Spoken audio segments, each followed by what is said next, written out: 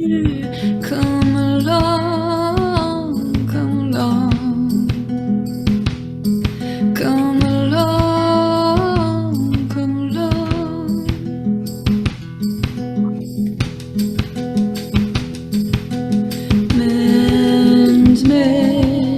Mending it together. A world on fire can't last forever. We're gonna mend it together. A stitch in time is gonna save nine. A stitch in time is gonna save nine. And I wanna be a catalyst for change. Trying something different. I wanna change the rules of the game. 'Cause even the smallest bird can fly up to the top of the tree. And I wanna be a catalyst and find out what could be.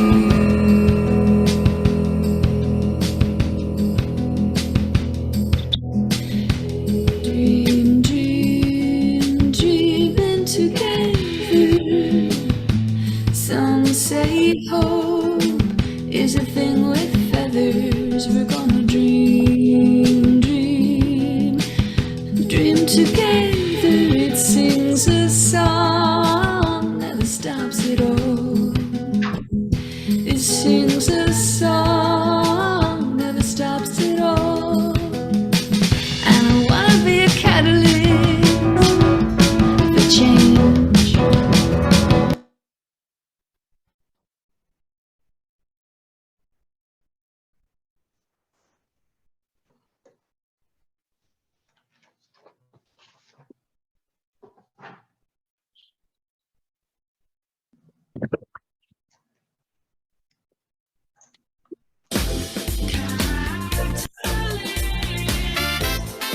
Welcome to Catalyzing Change Week.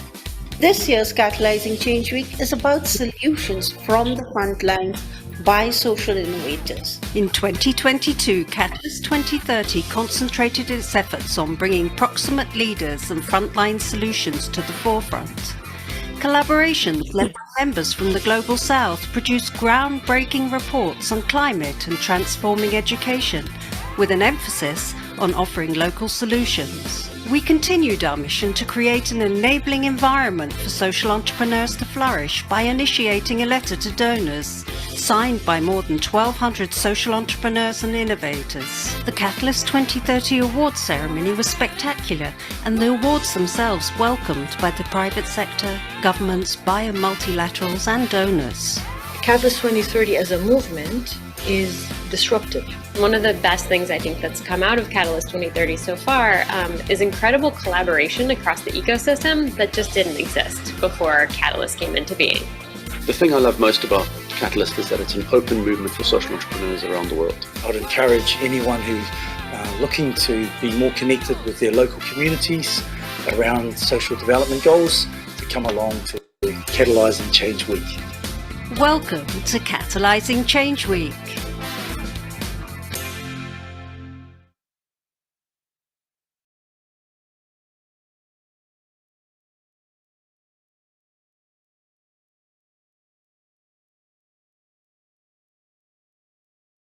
Hira, you good to start? You can start. Welcome, everyone, and I give the word directly to our speakers. Thank you, Hira. Welcome, everyone. Thank you so much for joining us today. I know people are joining in from all parts of the world, so really appreciate you taking this time off. If you're able to put on your videos, please do that. It'd be lovely to see your faces and engage with you in the conversation. If not, we understand. My name is Vishal Talreja. I'm one of the presenters today, along with my colleagues Jojo and Pilvi. As we start the session, I thought we could take a couple of minutes just to check in. So in the chat, if you could just put in your name, your affiliation or association, and because we are from different parts of the world, if there is a midnight snack that you enjoy, while you are sitting through some of these sessions. Midnight snack could be early morning, mid-morning, late night, anything. But if there's a midnight snack you enjoy, you could tell us what that is. So name, affiliation, and a midnight snack that you enjoy. Let's take a couple of minutes. Let's put that on chat.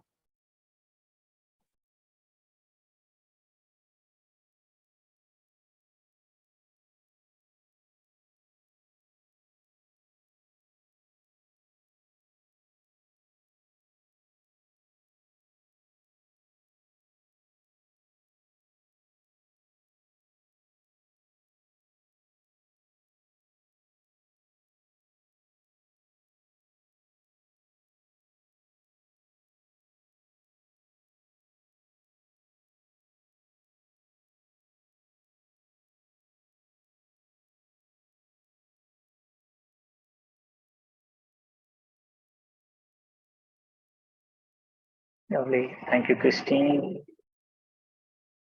Jeff, thank you. Anya.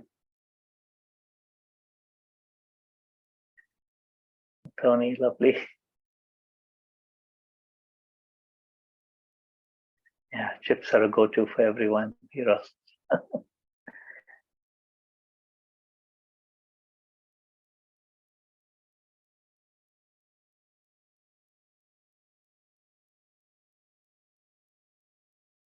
Blue cheese and crackers, nice.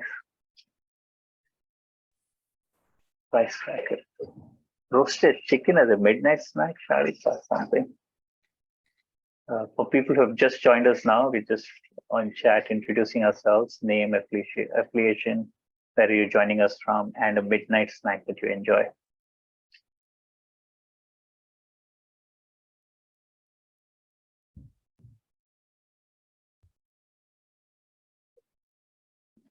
Ice cream is always a good choice. Lovely. Thank you so much. Really appreciate this. Like I said, my name is Vishal Talreja. I'm here with Jojo and Pilvi. In true Catalyst 2030 approach, the three of us over the last year and a half have collaborated on thinking about what does education for the future look like and what do we need as a new education vision, which led to us writing a piece together, which has been published, and we'll share the link of the articles that we wrote at the end of the session. But it really puts together ideas from our experiences globally and experiences that we have had in the regions that we work in and we are based in, around what we've seen of education transformation, what has worked, what we're struggling with, and what we feel young people need. So this session is really just a conversation around what do young people need for education to work for them now and in the future. So we want to keep it conversation style. At any point of time, you have any questions, you can either put them on chat. I have colleagues who will be monitoring that, or you could just raise your hand and we can pause and take in your question. So maybe I'm going to invite Pilvi first, and then Jojo want to just give a bit of a background of yourself, but also tell me what were you thinking about? Why did this thinking come about? This thinking around an education transformation agenda that we have come up with. Maybe Pilvi go first and Jojo could go next. Yeah, hello on my behalf, everybody. So I think Vishal connected from India, I connect from Europe, Italy, and Jojo will connect from New Zealand. So we have a global also connection between us. And my background is professionally, in a way, all my life in education and science, but in quite a number of roles, sort of 10 years academic role, 10 years public policy, both elected politician in the parliament and a state secretary in ministries that have been dealing with employment, education, communication. So for instance, digitalization, green transition in the previous years.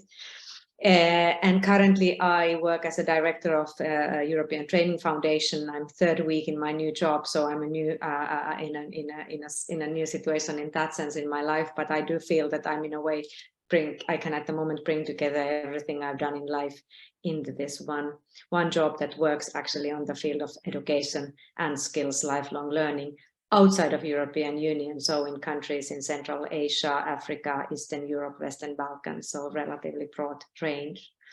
And I, with this background, having always believed that education is the most effective way to change the world, but in long term, one should add, I think the importance of thinking the global vision for education right now is so vital for many reasons. It started already before the COVID with the crisis we definitely faced in many ways, and we can explore that. But this all that we understood, I think, before the COVID was underlined by the COVID and is now underlined by the geopolitical changes we unfortunately witness with the aggression of Russia to Ukraine, and in a way many things that have followed from that.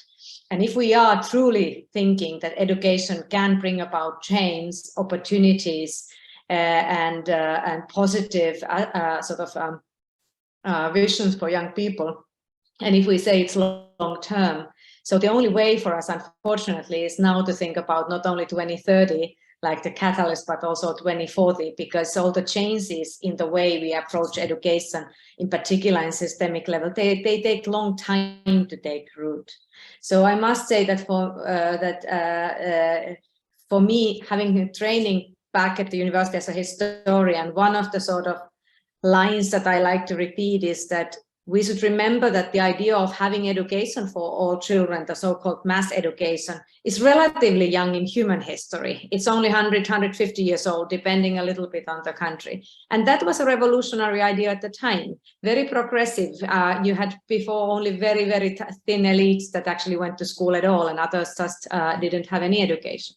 Well, now, after we have seen, or at least tried to get all children in some ways to school, I guess it's the time we look a little bit more openly the world we live in, because those education for all mass school systems were developed to serve nation states, really. So that we have to also look beyond nation states if we are actually to prepare ourselves as adults and definitely our younger generations for the future in the global world with the global issues they have to tackle. However nationally closed society they would live in, the issues are global, from climate change to digitalization, cybersecurity, planetary limits. So that, I think, inspires me tremendously, but I also think that if we weren't doing this now, we would need to ask ourselves in 20 years' time, why didn't we try to act when we definitely also understood that the way education is currently arranged is not anymore perhaps serving as it should. I stop here and pass it to Jojo. Thanks, Pilvi. Kia ora koutou. My name is Joanne McEachen. I'm talking to you from my tribal lands in Aotearoa, New Zealand. And I think my background has been a teacher, a principal, and I worked for the Ministry of Education in Aotearoa, New Zealand for many years until I became fairly old and long in the tooth. And then I moved into private business, and I worked and created a company called the Learner First. And that's based on the whole premise that we put our people and our learners first. And I come from a very Indigenous worldview. I'm Māori myself, and I think about education from a really long-term perspective. I think about it from my ancestral point of view and the knowledge that I bring through from my people. And I look at it from a really long-term perspective that we were educated very differently in the past. And when we took on a really westernized point of view or a colonized point of view, it really changed how we educated our children. And if we take the best from that knowledge and the best from the westernized point of view, then we can create a really good way of educating our children. And I know from the work that we've done in Aotearoa, New Zealand, we know that we don't have an education gap when our Māori people can look after and treat and teach our children in the way that they know the best way that they can. When we have interference and challenges across, we have a very different outcome. So what I've learned is I've worked around the world, and I've worked with multiple countries and multiple governments, worked on new pedagogies for deep learning, and created a set of tools that help children really discover who they are, how they fit into the world, and how they can contribute their unique skills to humanity. We see a really big change in what that looks like for education across systems. And I think if we take the time to think differently about how that looks, at a global level, and we give children the chance to show what they know in their way first, and we really respect the local agency that each country holds, yet we still understand that we all need to know certain things, and we still have to read, we still have to write, we still have to understand those competencies, then we have a different view of education. I think there's enough knowledge in the world to know how to teach kids. It's just how do we do that together, and how do we utilize our common set of strengths versus what the challenges that we're facing today. So I think when the three of us got together, we sort of said, we all know certain things. How can we utilize that together rather than competing with each other and thinking, what can we take from each other, but what can we give to each other to create a better way of working and to create a better set of tools that we can work together with to create a better outcome for humanity when we're thinking about education, rather than it being a challenge for everybody. We know there are too many kids who are not getting access to learning. We know there are too many teachers who are stressed. We know there are too many systems that are not getting what they need. How can we, as a global organization of people, think about what does our world need to take the next steps to make it better for everybody, not just for a few? So I think there are some common challenges we have. How can we work together in a better way to make a difference for everybody, not just for some? So I think it's exciting times. And as Pilvi said, we've got a chance right now, right here, to really think about what could we do together to make those changes. And in 20 years, if we're still having this conversation, then we haven't done what we said we could possibly do. So I think this is a really ripe opportunity right now to make a difference for humanity. Over to you, Vishal. Thank you, Pilvi and Jojo, for giving a very personal account of why this is so important and critical for you. For me, myself, I'm based in Bangalore. I've been working at a nonprofit called Dream a Dream for the last 24 years that works with children and young people from the most vulnerable backgrounds, helping them develop the life skills and capacity that they need to thrive in this increasingly complex world. But I came from, in this conversation, was really from the lens of how education was not working for children who are first-generation learners or first-generation schoolgoers. Education, the way it's designed in its linear format, works very well for the top 15-20% of the kids, even in countries like India. But the majority of the kids, it doesn't work. And what we've managed to do in India is that in the last 20-30 years, we've managed to bring nearly 98-99% of our kids into school at the primary level. But are they really learning? And is education really helping them build the capacities to thrive? The answer is no.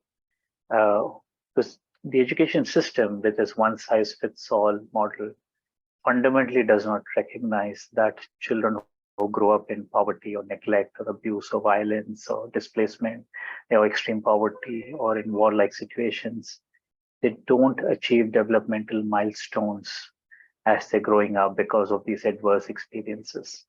And if they don't achieve these developmental milestones, it results in what we call failure to thrive. And they're entering school systems with this lack of developmental attainment. And school systems are then not designed to respond to them, support them, to engage with them, to create safe spaces to help them overcome these adversities. So a combination of the three things that we're talking about, the rootedness, the local context that George was talking about, the inequities that rise from education systems not designed for every child, and how the world is changing at such a fast pace that Pilvi is talking about, and how education is no longer fit for purpose, as Antonio Guterres said in his last address, led us to start thinking about what should be the global education vision. So Pilvi, I come to you, and probably you could throw some light on what is it that we are offering. What is our offering to the world? What are the two big ideas that we're bringing to the world? Yes, thank you, Vishal. I think it's perhaps also helpful for the people with us in this session to understand that we actually got together, yes, knowing one another, but perhaps during the still the pandemic years, where I think everyone in education faced totally new questions. So we wanted to first see that, are they at all somehow relevant to someone coming from the different cultural context? And soon realized that actually, yes, for some, partly for different reasons, but nevertheless very common. And I, of course, with someone always sort of trying to see the technology as bringing us something, helpful tools, not only threats, also felt that during the pandemic, we all became much more prepared to share through certain platforms like we do today, that this is kind of opportunity not to be missed, that for the first time in human history, educators across the world have in a way had the similar experiences. So whether you were a teacher in India or a learner in New Zealand or a schoolmaster in Finland, you would have tackled with similar questions, mainly technical, but still during the COVID. So let us start building on this and thinking, is there actually something that would have more depth that we could do together? So the two things that through a very long process, I think we really wanted to outline were a very, at the end of the day, very pragmatic proposals. One that, well, wouldn't it be a goal by 2030 to really have some elements of curricula across the world shared, and not replacing the national curricula, but complementing to it in topics that are clearly common. Climate change, clearly, for instance, artificial intelligence is coming such a topic in the world of digitalization. Questions perhaps also around war and peace. Yes, contested in different parts of the world, but certain concepts and definitely are also shared. So could we not think that now we would add on to this 150-year-old mass education national system an element that was shared in a very practical way, because we have means to share, in other words, technologies that everyone has gotten used to. I mean, not everyone, again, we have to remember half the world doesn't have internet, so we have to be very careful what we say here. But the mindset among the world of education having become also a little bit perhaps more sort of acceptable to the idea of sharing through technologies, through technological platforms, for instance, classrooms. So our pupils are used to classes online, so why not to have an Indian and Finnish class online together on same subject? But in order such pilots to actually start happening, I mean, you know, here we are, we have been now thinking about this for about a year. What would we need? We would definitely need also leadership.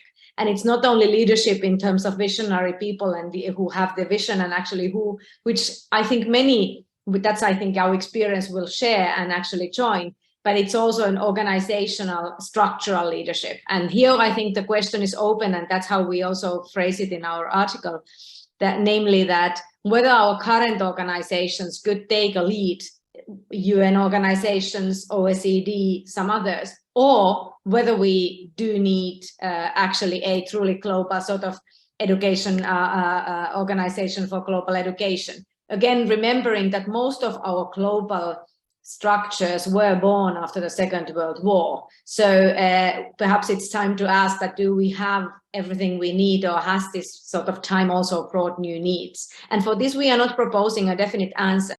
For myself, I can say, having worked in the government and non-governmental organizations and then multi-government structures, I always try to think if we could use the existing structures, but they could evolve. And I think this is the first challenge. And I think with these two ideas, the piloting curricula and having leadership, we were very happy to then sort of coincidentally almost to notice that we were working in the same time frame as the Transforming Education Summit that took place last fall 2022, led by already mentioned UN Secretary General Guterres, which actually had which in a way outlined many of the same questions, but we perhaps thought that we are already taking one step further. So in order those things to happen that were outlined in the summit, we need such practical tools as curricula and as organizational leadership. So I will perhaps close now saying that I'm, if not an optimist, I mean, I'm an optimist for sure, but if I'm not looking the world too optimistically today, but with the very specific world of education, this is the first time in my sort of 25 plus adult years that I have worked as an activist in education that I see that the global leadership and organizations are also coming together in a very sort of different, with a very different weight. And just note that this month we will also launch in the European Union level. This year will be called as Year of Skills. So, you know, you've had all kinds of years, over 40 years, and now the focus is on skills, education, training, and learning. So in that sense, I think we may also see such a leadership emerging from the current organizations. And it was quite heartwarming when the response we got from people like Andreas Schleicher from OECD, who has been, I think, the leaders in the world of education in the organizational sense. And I would still hope that these organizations pick the leadership, because you will have the content providers in the world, but someone needs to take the lead, collect some funds, and really get organized. Yeah, thank you, Pilvi. So basically, it's two offerings. One is thinking beyond national curriculum agendas into a global curriculum, a common global curriculum agenda. And second is investing in global leadership, organizational leadership structures. So coming to you, Jojo, I think one of the things we did talk about is that while it's important to build a global agenda for education because of some of the common interconnected challenges that we are facing, and because borders are blurring with these challenges, the COVID pandemic was a classic example of that, where everyone in the world was facing the same challenge at the same time. But you brought this very critical element of that. In addition to this global outlook and a global content and curriculum, we also need to value and deepen our understanding of local context and unlocking local leadership and local agency in this global vision. So could you just unpack that for us? Thanks, Vishal. I think one of the things that I'm very, very conscious of is that we often overlook what knowledge local people have, and that they are the closest to the ground, I suppose, in knowing the people that they are working with and knowing the children that they have, and knowing the knowledge that they have held for generations in their area. And I use the example of a kura, which is a Māori name for a school or a learning place in Aotearoa, New Zealand. And I'll give that as an example. And here in New Zealand, we have we have policies that may use some of the language, use some of the knowledge that is held for many, many years, histories and generations of what Māori people have wanted for their children, and they put that into policy, but it's not then used in practice in the local situation, because it's what, you could say that's lip service, or it's taken knowledge and it's just been placed and just been said.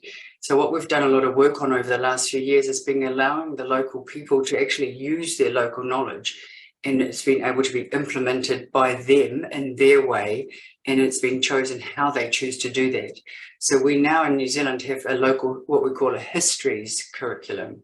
So it's the different viewpoints of all the different people who came to Aotearoa, New Zealand. So now it's that we're allowed to share stories of all the different people who came to our country, and everybody's allowed to share their story, so that it becomes the histories curriculum, not a single point history, because everybody has a different viewpoint. And so when the Māori people came to New Zealand, when the English people came to New Zealand, when the French Polynesian people came to New Zealand, when the different people came, so everybody shares their story, and that becomes a general story. And so everybody can talk about that. And I think what that does is it allows everybody's story to be heard, and then it becomes local agency then implementing what they know from their area to be a part and a parcel of what is important to them. So everybody takes their piece of information and then synthesizes that with what is important to their life and in their world. And government can't dictate what that means to people in their own place. And I think that's what's really important, because before, when government has said, or a policy has said, that's what it has to be. But people in the life and in their ground, in their real life, they can't accept that, because they know that that's different from what they've experienced. So I think what we're seeing now is an understanding that, okay, that might be the general story, but what's actually happened for me in my life doesn't match that. And so now there's an understanding that we can see why there's been that mismatch. And so if we can record that, we can understand that, we can accept that, then we can start to change our language around that. And we can accept, yes, there's the general picture of what's happening in the world. There's a general understanding of what's going on, but what's happening in your place, and how does that match up into the rest of the world? How do we fit into this place? How do we belong in here? And what do we know about our people? And what can we give back, and what can we take from that? So it becomes a much more fluid understanding of how we move, and therefore curriculum doesn't become concrete.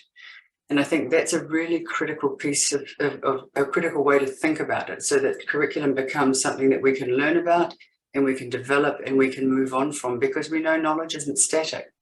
And I think for the last sort of 150 years, we've said, this is the knowledge, this is what we need to learn, and this is what we're stuck with. So by creating the opportunity for local input into understanding what's going on in our world, we start to change the picture of how we learn, what we're learning, and how we can develop our future. And I think so many people who have not had a say in the development of what they learn, this has really released a whole lot of different energy and helped people want to engage in learning. And it's made a very big difference for how we serve our communities and how they can help provide information back to us as a united country. Vishal, if I just comment. Yeah, go ahead. Jojo has said, and also echoing Adriana's comment about in the chat about the Erasmus mobility programs in Europe. Perhaps 2-3 comments here. First one, I think it's always important when we discuss in the global setup to say what we mean by curriculum or curricula. It can mean very different things in different cultural contexts, and also teachers who have worked perhaps in different countries have noticed that. So you can have a curricula that is a framework and allows lots of actually autonomy for municipalities, schools, and even individual teachers. And if the curricular nature is such, it already today, of course, allows for what Joseph has described, for instance, a sort of holistic approach, and perhaps bringing in a little bit more elements of the socio-emotional approach and so on.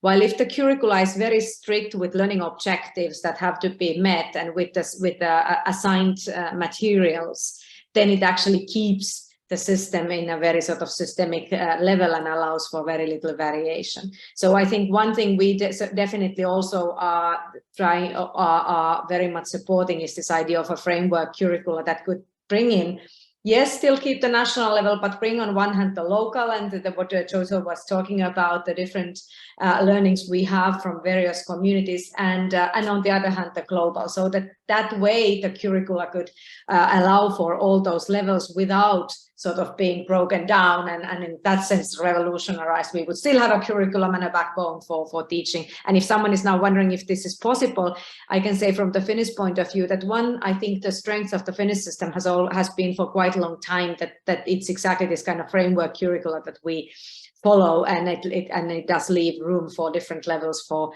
flexibility. The other comment I wanted to make is on history teaching. To give a little bit also time perspective, I did actually my PhD over 20 years ago about history teaching after the war in former Yugoslavia, where in one country you actually started having 3 history books and 3 everything. And actually in the same school you even had classes that were using different textbooks, and the textbooks were not only different, but really in a way against one another in their perception of certain events of the past. At that time, however it seemed important in that cultural context, it still seemed as a sort of phenomenon that was in that country, perhaps in South Africa, somewhat in Northern Ireland and in a few other places. But generally speaking, we were moving to a pluralistic approach to history in most parts of the world, and that was the approach to history. Now, 25 years later, if I look at my old research topic, it seems more relevant than ever.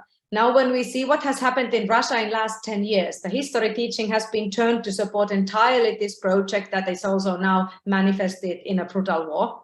And we see similar trends elsewhere. So, and I'm saying this because I think this underlines the acuteness of providing our children, young people, and why not also adults, mechanisms that go beyond the nation. Because now if you are a student in Russia, for instance, as there is no global curricula anyway, even existing, so you don't have a chance to actually, in a way, have also have a look at different materials, if you like. As Jojo described that in New Zealand, you have this experience of looking each other's sort of interpretations of the past in a peaceful way. And I believe that's really the only way forward with, we know, histories that are contested in most parts of the world. And I also had that experience in where I did the research in former Yugoslavia, in particular in Bosnia, where cleverest, I think the best teachers, what they actually did, well, they had to follow the one book given to them, but they also had the two others, sort of unofficially, they would tell to their students that, well, there is also this perception of history actually. And then there were many teachers that actually got together to also develop common materials on themes that they could agree on. So here, this is perhaps slightly a European perspective, but I would personally think at the moment that more than ever in my adult years, we need channels that allow for young people who may live in these very closed or closing societies to also have access to some other perceptions, so that there is at least some light in the tunnel, if you like, because we are seeing more and more actually closed and a very nationalistic system, unfortunately, to emerge. So finally, as mechanisms with schooling, we've already said the curriculum, but one thing we mentioned in our article is, for instance, the example of United World Colleges movement, pre-university movement, where you have a social service required for all students.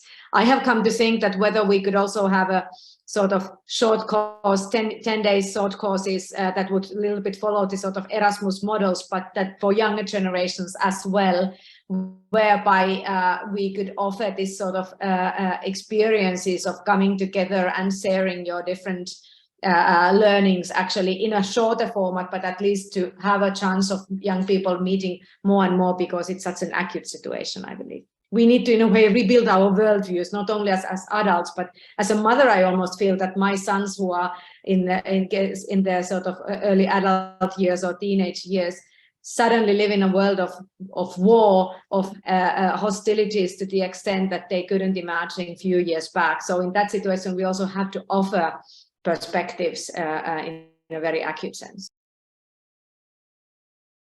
Thank you, Pilvi. You've kind of moved us into that, what we talk about, the 5 elements that are needed in helping us develop this common curriculum that we are talking about. And what we're offering is, one is a basic understanding of the climate crisis, because it's a climate crisis is impacting every one of us. Now, when we look at some of the states that we in India are working in, while in the pandemic, school closures was a very new experience for many kids across the world, including in many parts of India. In some of the states we work in, due to flooding and landslides or due to migration, school closures or not being able to be in school for 4 months, 5 months is an every year occurrence. And it's something that kids and families have been used to for many, many years. But just that understanding that how climate crisis is going to impact us is one core element that we are talking about in this common curriculum.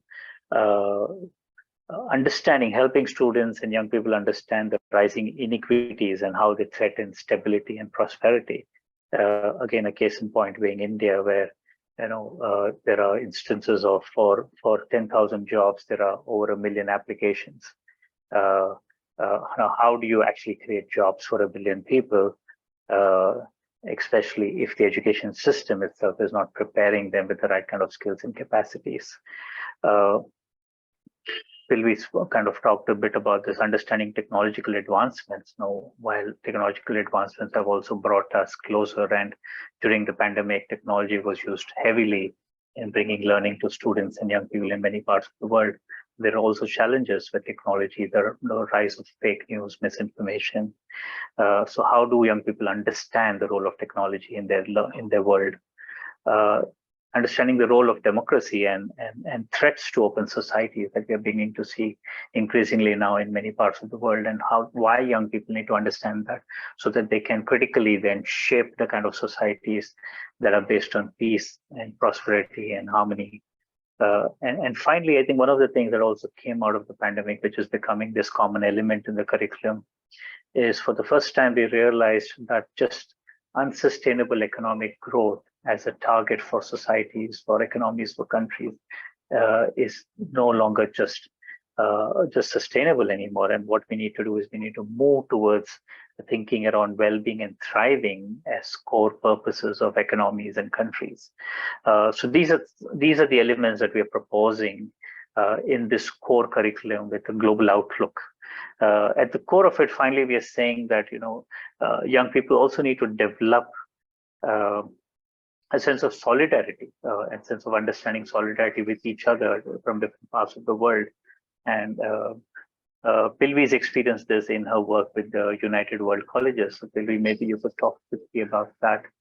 And then we'll go into a couple of final questions before we open it up to the audience. Yes, perhaps there are people in the audience familiar with the IB International Baccalaureate program, which nowadays we of course typically know from a relatively well-off schools, whether private or public.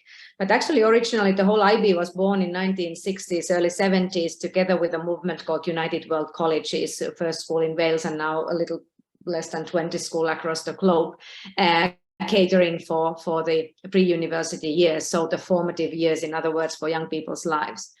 And one, I think, of the fundamental elements of United World Colleges, as they have really addressed the idea of developing the sort of socio-emotional skills, ethical wholeness of a human, so academic, physical, aesthetic, but also social skills.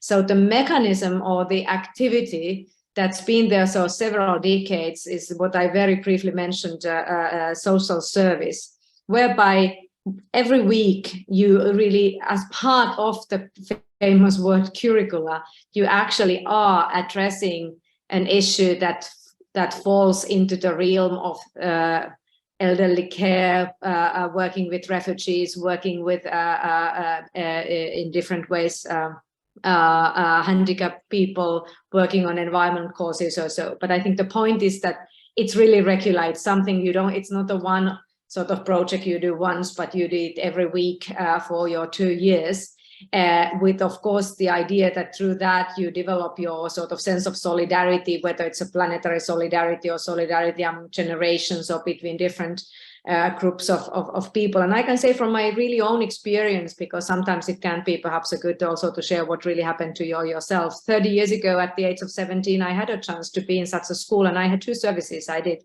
One was with refugees from former Yugoslavia every week and teaching English to young children who were about to become refugees then in a third country.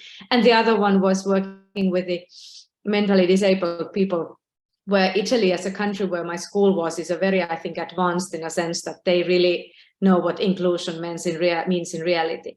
So I don't say I came with all prejudices, but I can say that for me, working with refugees and working with mentally disabled people for those 2 years, I think fundamentally changed the way I looked, for instance, what means normal, or what are the potential things that can happen to one's life. You know, once you are personally confronted with someone of your age who had a home country just a year ago, but suddenly lost it through a brutal act of violence, and you realize everything changed. So you become a bit more humble, perhaps, in your own approach, and you recognize your own privileges. So I'm a very strong believer to developing solidarity as part of, if you like, school system through mechanisms that, for instance, United World Colleges and now the IB as well have tested, i.e. social service. I would love to see in 20 years' time that in a way every young person in the world would do some kind of social service. And again, we know that many local communities have something of that kind already in their system, so you don't need to invent the wheel. And I will close by saying what I just learned a few months ago in Singapore. They actually have something like this in the international curriculum, and I think they have found it extremely valuable element in the system that otherwise has been relatively academic in its approaches. Thank you, Pilvi.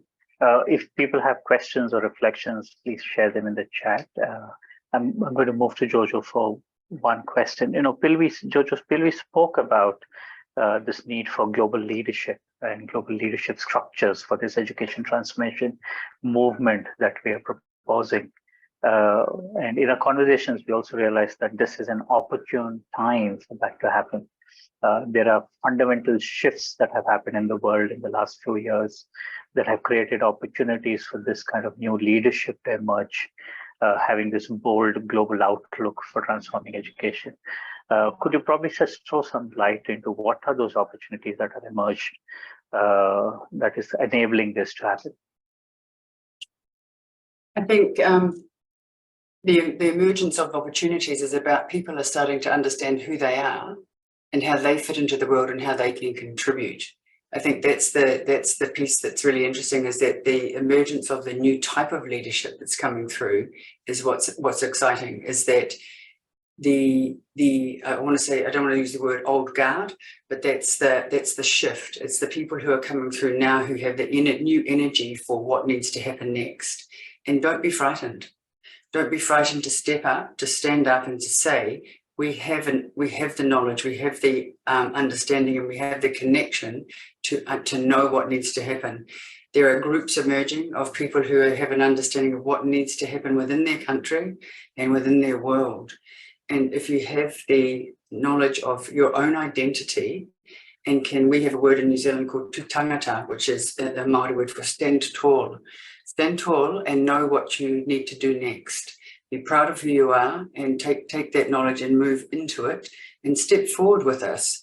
Like we talked earlier, and as we were preparing for this session, about it takes bravery to be forward in your visionary thinking, and to be able to voice it and to say, yes, we have the courage to take some of these steps that we need to take. Sometimes it's frightening to move ahead, but what we want to encourage is our young people, our people who are coming forward. Our youth have so much knowledge about what needs to happen, and we want to encourage people to do that. We have groups emerging, we have new people emerging who have the knowledge and the information that we're seeking. So it's about joining together in solidarity, as Pilvi has said, about doing the right thing. We know how to do this work together. We are a group of humans who are wanting to work together and do the right work. And it's about finding the right people, connecting the dots, having knowledge, and having what I call the competencies, and unlocking that competency in connection with knowledge. So making sure you have the knowledge, but with the right competency to unlock your potential. So I talk about self-understanding, know who you are, connecting with the right information. So it's connecting, having knowledge of the environment, thinking about the 5 outcomes that Vishal had talked about earlier, having the right knowledge, finding the knowledge that you need, and then having those competencies to unlock it. And I talk about the competencies, sort of your communication, your innovation abilities, those sorts of things. And if you have any areas that you need to work on, find out how to do those. You have people like us who are really, really prepared to help you. And there are people within the world who are leaders who are really trying to help young leaders emerge to do this work. And there are opportunities across the globe of people who are trying to really do this work. So connect out, reach out, and do that in solidarity with each other for humanity.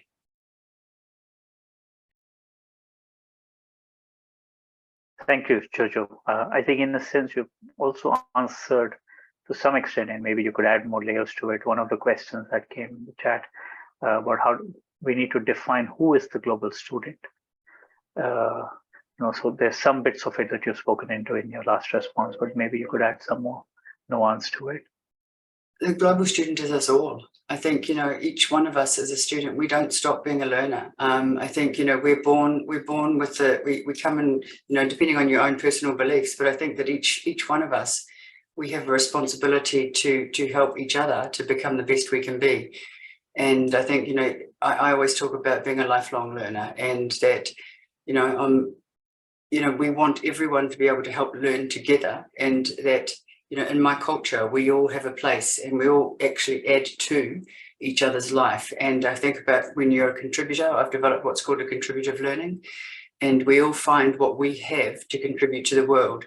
Now, you're good at something, Vishal, you're good at something, Pilvi. The three of us together, we've created a picture. And if we all find what we're good at, then we can actually all contribute to the world. So I think one of the things that I talk about a lot is that none of us can stop learning, none of us can stop contributing. So a global student is somebody who is, everybody is a contributor.